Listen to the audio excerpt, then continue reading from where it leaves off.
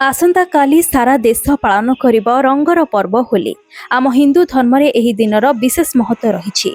तिथि अनुसार भारत रे एही होली पर्व को 2 दिन जाए पालन करा जाउछि। आज हेउछि होलिका दहन एवं काली पालन करा जिवो रंगर पर्व होली, जेउथिरे प्रत्येक लोक परस्पर को रंग लगाइबे।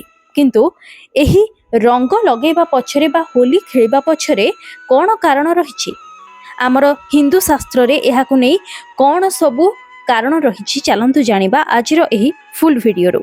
आपण जेउ होली खेलुछंती तार पालन करिबा पछरे एक बहुत बड़ रहस्य रहिछि, जहाकु जानिबा आपण निहाती जरूरी, जहा आम भगवान को सह जड़ित। भारतर अन्यतम प्राचीन पर्व मध्यरु होली एक उत्साह भरा पर्व। होली हेउछि सही दिन जेतेबेले होलिका जीए अग्नि रे भांगी नथिबारु आशीर्वाद प्राप्त होइथिले। प्रहलाद तांको कोଳରେ बसी निया भितरकू प्रवेश करिथिले। सही समय प्रभु विष्णु प्रहलादंकु साहाय्य करबाकू आसीथिले एवं फलस्वरूप होली नियारे जळी जाइथिले एवं प्रहलादंकर कोनोसी क्षति होई नथिला। विष्णु भक्त हिसाब रे प्रहलादंकु स्वयं भगवान सही नियारु रक्षा करिथिले। पुराण गुड़िकरे प्रकृत घटना गुड़िक कहानी भली लेखा जाय थाए। यह हुए तो आम पूर्वजों सह घटिथिला, जो माने अनेक हजार हजार वर्ष पूर्वे एही पृथ्वी रे बास करुथिले। सेथिपई तो एही होलीर इतिहास आम पुराण सहित जड़ित होई रहिछि। आम राज्य ओडिशा रे मध्य खूब धूमधाम रे एही होली पर्व को पालन करा जाउछि। ओडिशार उपकूलवर्ती जिले में दोल पूर्णिमा एक लोकप्रिय पर्व। एही पर्व रे प्रभु जगन्नाथंकु दोल गोविंदंक नाम रे पूजा करा जाए। एही पर्व रे राधाकृष्ण को एक मंडप ऊपर को निया जाय थाए। सेठारे झुलण ऊपर बसाई ठाकुरन को पूजा करा जिबा सह तांकु अबीर रंग लगा जाई झुलण रे झुला जाय थाए एवं गां सारा बुला जाए। साधारणतः एही यात्रा 5 दिन धरी चली थाए। तेबे केतेक स्थान रे यह फाल्गुन मासर पूर्णिमा दिन आरंभ होई 5 दिन पर्यंत चली थाए, तो केउ केउ स्थान रे पूर्णिमा दिन को पर्वर शेष दिवस रूपे रज दोल नाम रे नामित होई थाए। दोल पूर्णिमार ठीक पर दिन होली पर्व पालन हुए। भारत रे होलिका दहनर कहानी अनुसार प्राचीन काल रे जणे राजा थिले जार नाम हिरण्यकश्यप थिला। तांको पुओ प्रहलाद भगवान विष्णुकर जणे भक्त थिले एवं विष्णु भक्ति रे से सर्वदा व्यस्त रहुथिले। हिरण्यकश्यप एही जिनिस को पसंद करू नथिले, तेणु से प्रहलादन को अनेक उपाय रे हत्या करबा को चेष्टा करिथिले।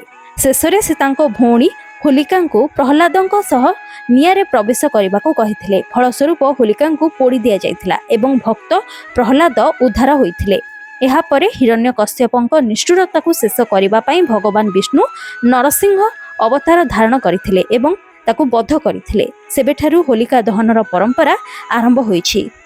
विश्वास अछि जे एही होलिका दहन रे सबु नकारात्मक शक्ति जळी पोड़ी नाश होई जाय थाए। होलिकार नियारे दुशक्तिर अंत घटिबा परे परदिन सुख पालन करिबा पई रंग खेलिबारे समस्ते मजी जाई थांती एवं एही नियम बहु पुरातन कालरू चली आसुछि। होलीर पर्व मुख्यतः बसंत ऋतु अर्थात बसंत अमल समय रे पालन हुए, जहाँ शीतर शेष को मध्य चिन्हित करिथाए एवं हिंदू कैलेंडर अनुसार यह फाल्गुन मासरे पालन करा जाए। एही पर्व फाल्गुन पूर्णिमा तिथिर संध्या ठारू आरंभ हुए एवं 2 दिन पई पालन करा जाए। होली रंग हसर पर्व अटे, यह रंगर पर्व अटे। यह भारतर एक प्रमुख तथा प्रसिद्ध पर्व, जहाँ वर्तमान सारा विश्व रे पालन करा जाउछि। एही दिन अधर्म उपरे धर्मर विजय होइथिला। लोक माने एही दिन एक निया जळाई भगवान विष्णु प्रति भक्त प्रहलादंक भक्तिर विजय उत्सव पालन करिथांती। होलीर पूजा समस्तक घरे समृद्धता एवं धन आनी थाए। लोक माने विश्वास करती होली पूजा करिबा परे सेमाने समस्त प्रकार भय को दूर करि परिबे।